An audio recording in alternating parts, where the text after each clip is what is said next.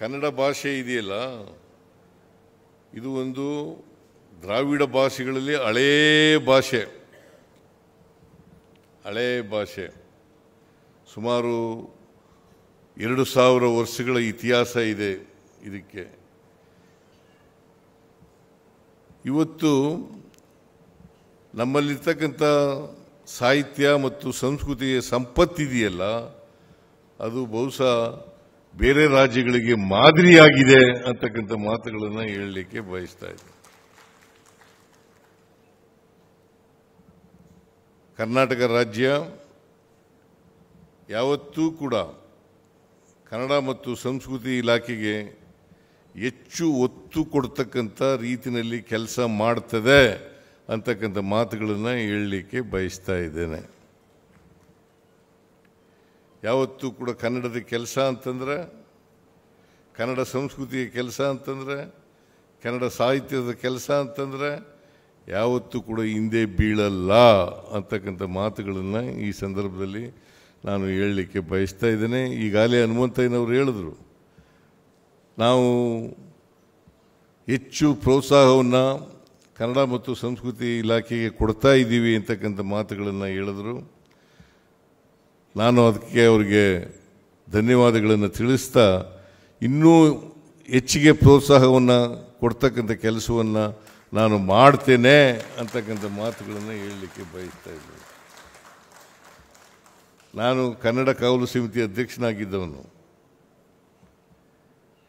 ಸ್ವಲ್ಪ ದಿನ ಮೊದಲನೇ ಬಾರಿ ಕರ್ನಾಟಕದಲ್ಲಿ ಕನ್ನಡ ಕಾಯುವ ಒಂದು ಸಂಸ್ಥೆ ಹುಟ್ಟಾಯಿತು. ಅದರ ಮೊದಲನೇ ಅಧ್ಯಕ್ಷ ನಾನು.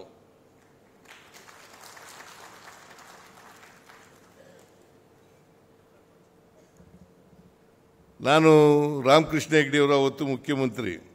ನಾನು ಅವ್ರಿಗೆ ಹೇಳಿದೆ, ಎಂಥ ಪರಿಸ್ಥಿತಿ ಇದೆ, ಕನ್ನಡ ಕಾಯಲಿಕ್ಕೆ, ಕನ್ನಡ ನಾಡಿನಲ್ಲಿ ಕನ್ನಡ ಕಾಯಲಿಕ್ಕೆ ಒಂದು ಸಮಿತಿ ಬೇಕಲ್ಲ. ನಾನು ಸಾಹಿತ್ಯದ ವಿದ್ಯಾರ್ಥಿ ಅಲ್ಲ. ರಾಮಕೃಷ್ಣ ಹೆಗಡೆಯವ್ರಿಗೆ ಹೇಳಿದ್ದು, ನಾನು ಸಾಹಿತ್ಯದ ವಿದ್ಯಾರ್ಥಿ ಅಲ್ಲ, ನನಗೆ ಈ ಸಮಿತಿ ಅಧ್ಯಕ್ಷ ಸ್ಥಾನ ಬೇಡ ಅಂತ ಹೇಳಿದ್ದೆ. ಆದರೂ ಅವರು ಇಲ್ಲ, ನೀನು ಒಪ್ಕೊಳ್ಳೇಬೇಕು, ಇದಕ್ಕೆ ಅಧ್ಯಕ್ಷನಾಗಲೇಬೇಕು ಅಂತ ಹೇಳಿದ್ರು. ಅವತ್ತು ನಾನು ತೀರ್ಮಾನ ಮಾಡಿದೆ, ಕರ್ನಾಟಕದಲ್ಲಿ ಇದು ಒಂದು ರಾಜ್ಯ ಭಾಷೆ ಆಗಲೇಬೇಕು, ಕನ್ನಡ ಆಡಳಿತ ಭಾಷೆ ಆಗಲೇಬೇಕು, ಮತ್ತು ಕನ್ನಡ ಕರ್ನಾಟಕದಲ್ಲಿ ಸಾರ್ವಭೌಮ ಭಾಷೆ ಆಗಬೇಕು. ಅದನ್ನು ಮಾಡಿ ಆ ದಿಕ್ಕಿನಲ್ಲಿ ಅನೇಕ ಕಾರ್ಯಕ್ರಮಗಳನ್ನು ಮಾಡ್ತಕ್ಕಂಥ ಪ್ರಯತ್ನವನ್ನು ಮಾಡಿದ್ದೆ. ಆಮೇಲೆ ಮಂತ್ರಿ ಆಗಿಬಿಟ್ಟೆ. ಭಾಳ ಜನ ಕನ್ನಡ ಎಲ್ಲಿ ಬಂದಿಲ್ಲ, ಅವರು ಕನ್ನಡ ಅಭಿವೃದ್ಧಿ ಪ್ರಾಧಿಕಾರದ ಅಧ್ಯಕ್ಷ ಬಂದಿಲ್ಲ ಅವರು.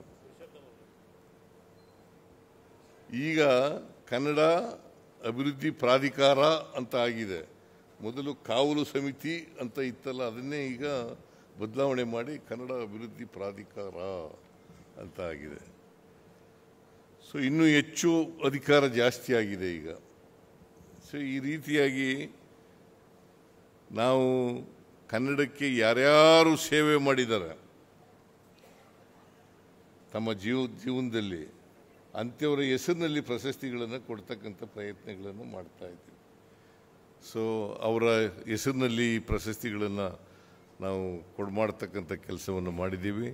ಇವರು ಇನ್ನೂ ಕೂಡ ಯಾರ್ಯಾರು ಇವತ್ತು ಪ್ರಶಸ್ತಿ ಪುರಸ್ಕೃತರಿದ್ದಾರೆ, ಅವರು ಇನ್ನೂ ಎತ್ತರಕ್ಕೆ ಹೋಗಲಿ, ಅವರ ಕ್ಷೇತ್ರದಲ್ಲಿ ರಾಷ್ಟ್ರ ಮಟ್ಟದಲ್ಲಿ, ಅಂತಾರಾಷ್ಟ್ರೀಯ ಮಟ್ಟದಲ್ಲಿ ಕೀರ್ತಿಯನ್ನು ಕನ್ನಡಕ್ಕೆ ತಂದುಕೊಡ್ಲಿ ಅಂತಕ್ಕಂಥ ಆಶಯವನ್ನು ಈ ಸಂದರ್ಭದಲ್ಲಿ ಮಾಡಲಿಕ್ಕೆ ಬಯಸ್ತಾ ಇದ್ದೇನೆ.